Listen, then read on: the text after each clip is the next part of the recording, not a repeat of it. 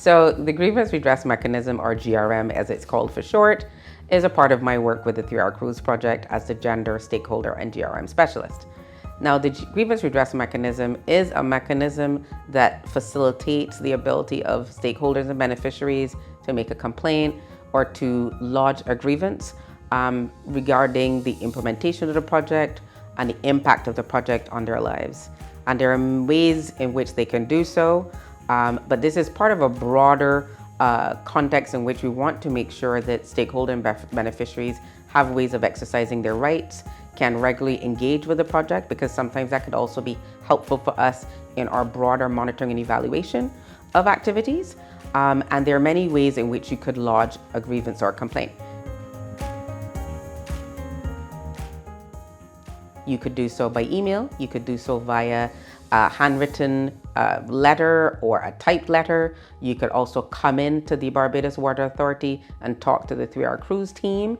You could also submit something via our social media platforms. The critical thing here is that we want to be able to collect specific information about the issue that's concerning you. Whether there's an incident that's already happened or whether this is a concern that you have about the potential risk of something, and then be able to assess this grievance and to be able to figure out who may be best placed to respond to it.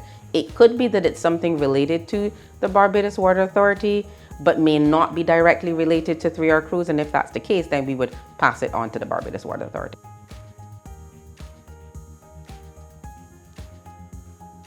There are several benefits. So the grievance redress mechanism is usually linked to the stakeholder engagement plan. So it's a critical part of how we engage with our stakeholders to make sure that, as I said, they can exercise their rights, but they have an ongoing engagement with the project and input and direction. It's also important, as I said, in terms of identifying things that may be happening that the project team is not aware of, and it allows us to be able to manage risks for the project. And it also allows us to be able to further implement the environmental and social safeguards, for example, that we've already identified for the project, possibly even updating those or revising them upwards and downwards, depending on this kind of information that comes from our stakeholders. Those are just a few of the benefits of the grievance redress mechanism.